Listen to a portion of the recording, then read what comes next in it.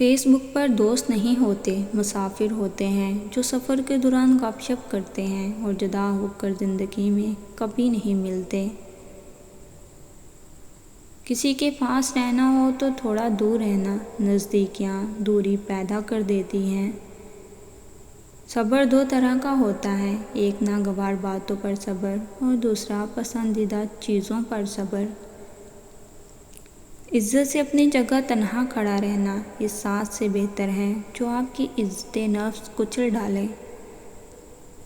لوگ آپ کو زندہ مار جاتے ہیں پھر بولتے ہیں اپنا خیال رکھنا۔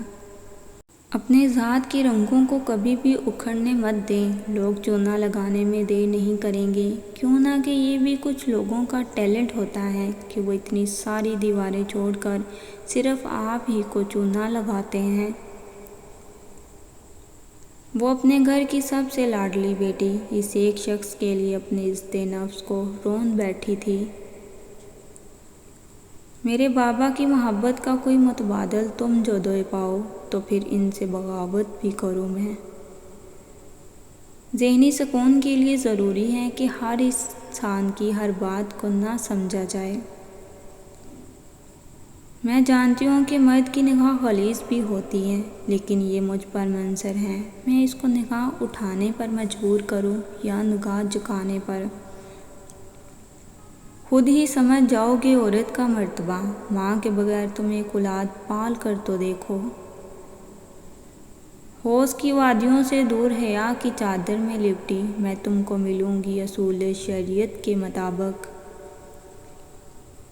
جو کہتے ہیں کہ عورت کبھی کسی ایک کی نہیں ہو سکتی، تو میں ان سے پوچھنا چاہتی ہوں کہ بیٹا جی آپ کے کتنے باپ ہیں؟ میں چپ ہوں کسی وجہ سے، جس دن برس جاؤں گی اس دن ترس نہیں کھاؤں گی۔ جب ہمارے درمیان پہلی مرتبہ گفتگو ہوئی تھی تو مجھے اندازہ ہوا کہ مجھے آپ کی محبت میں مبتلا ہونے سے کوئی نہیں روک سکتا۔ ایسے جذبات کو آگ لگا دیں جو آپ کو کسی دھوکے باز کے لیے رونے پر مجبور کرتے ہیں۔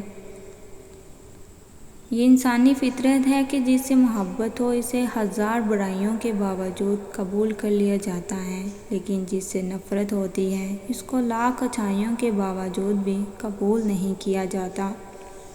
مرد سچی محبت کرتا ہے یا نہیں، اگر جاننا چاہتی ہو تو دیکھو اس کی آنکھیں دوسری عورتوں پر اٹھتی ہیں یا نہیں۔ انسان ان چیزوں سے کم بیمار ہوتا ہے جو وہ کھاتا ہے، زیادہ وہ ان چیزوں سے بیمار ہوتا ہے جو اندر ہی اندر اسے کھا رہی ہوتی ہیں۔